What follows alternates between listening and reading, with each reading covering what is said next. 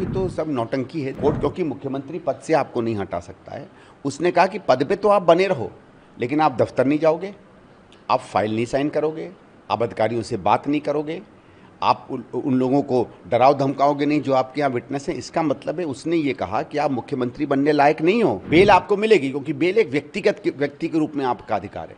Bell का ये मतलब नहीं है कि आप दोष हैं या निर्दोष हैं। एक तरीके से कोर्ट ने कह दिया you should bloody well resign. थोड़ी सी शर्म तो इस इंसान में रही होगी कि इसने कहा अब हमारे कोई मतलब नहीं, क्योंकि देखिए ये कोई सेवा करने के लिए मुख्यमंत्री नहीं बना। केजरीवाल के साथ जब भी कुछ हुआ है तो एक होता है जो वो पब्लिकली कहता है और एक पर्दे के पीछे बीजेपी या उनके नेताओं से वो क्या बातचीत करता है। कि 10 केजरीवाल भी उतर जाएं फील्ड में तो फर्क नहीं पड़ेगा। दिल्ली में अब एक नई बात राजनीति ने करवट ली।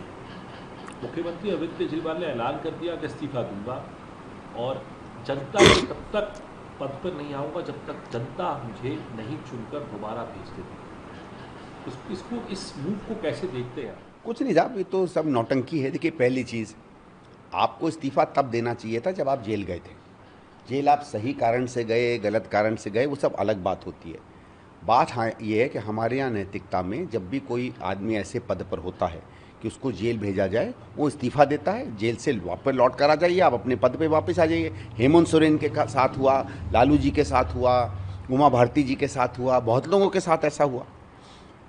तब तो आपने किया नहीं। और अब आप कह रहे हैं कि मैं अब, क्योंकि सुप्रीम कोर्ट का अगर आप देखिए जजमेंट, सुप्रीम कोर्ट के जजमेंट ने क्या कहा। सुप्रीम कोर्ट मुख्यमंत्री को अपने पद से तो नहीं हटा सकता। तो सुप्रीम कोर्ट ने दो चीज़ें की, एक तो बेल दी, और बेल का हम स्वागत करते हैं क्योंकि हम ये मानते हैं कि अगर आदमी दोषी करार नहीं है कोर्ट में तो उसको बेल एक अधिकार के रूप में मिलनी चाहिए। अब वो मिली, इनको ठीक मिली।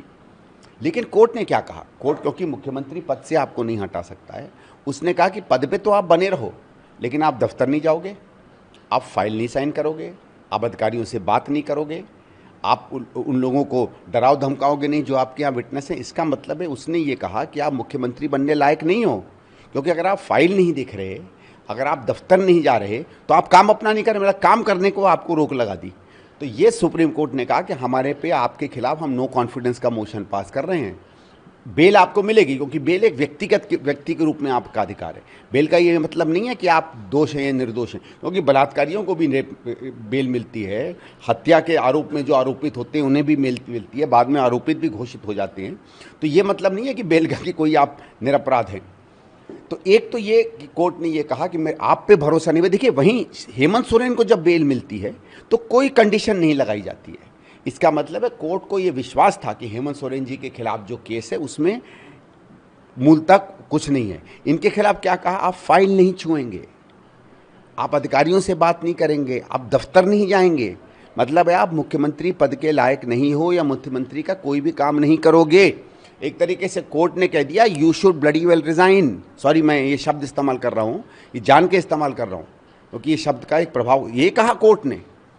उसके बावजूद थोड़ी सी शर्म तो इस इंसान में रही होगी कि इसने कहा अब हमारे कोई मतलब नहीं, क्योंकि देखिए ये कोई सेवा करने के लिए मुख्यमंत्री नहीं बना था, ये मेवा के लिए बना था। आप फाइल बिना साइन किए जनता में रह के भी सेवा कर सकते हैं, फाइलें तब चाहिए जब मेवा चाहिए। इसलिए मुझे मालूम था कि ये इस्तीफा देंगे और इस समय कुछ पॉलिटिकली इनको सूट भी करता है। राजनीति पे क्या असर देखते हैं, दिल्ली की राजनीति पे?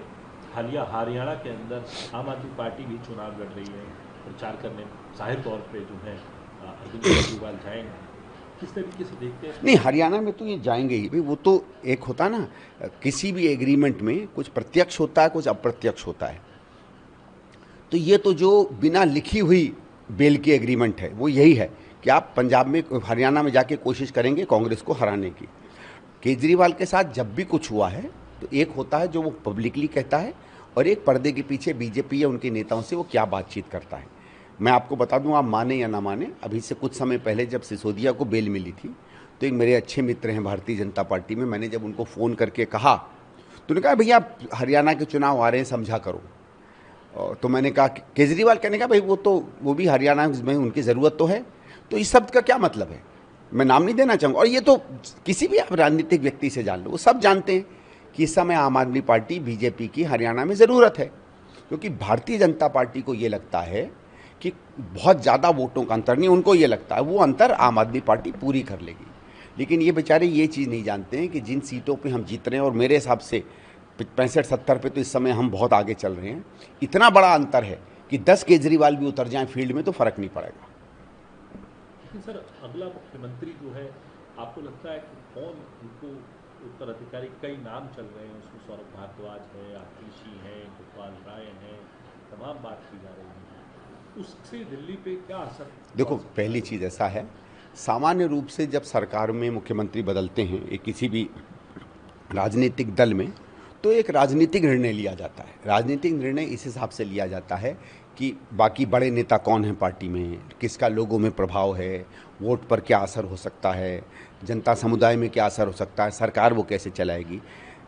आम आदमी पार्टी में केजरीवाल है और बाकी माफ़ करिएगा, किसी को बुरा लगे ना लगे, बाकी सब घर के नौकर हैं। नौकर के अलावा कोई किसी की कोई जगह नहीं है, ठीक है। तो इन्हें अपने नौकरों में चुनना है, और मैं नौकर उस सम्मान के हिसाब से नहीं कह रहा, क्योंकि जो भी काम करता है उसका सम्मान होता है। ये उसको बिल्कुल एक दूसरी तरीके से ट्रीट करते हैं। तो ये इसको मानेंगे कि भाई अब कौन ऐसा व्यक्ति आएगा जो फाइलें दबा के रखे, सूचनाएं बाहर ना जाने दे, जो हम लोग कमा रहे हैं, कमाई चल रही है उसको सतत चलाता रहे। क्योंकि ये सत्ता का हस्तांतरण नहीं है, ये एक बिजनेस कंपनी के शेयर्स का हस्तांतरण है। आम आदमी पार्टी बिजनेस कंपनी है, पैसा बनाने की कंपनी है, ठीक है, और कुछ नहीं है, ठीक है। तो पार्टी में आप सत्ता के चलाने का या प्रशासन के चलाने के अधिकार का हस्तांतरण करते हो, यहाँ शेयर्स का हस्तांतरण हो रहा है। तो ये चाहते हैं कि शेयर्स नाम में तो मेरे रहें, लेकिन रजिस्ट्री किसी और के नाम पर हो जाए। तो ये ऐसा व्यक्ति चुनेंगे जो भले रजिस्ट्री अपने नाम पे कर ले, लेकिन धन संपत्ति इनके नाम पे चलाए।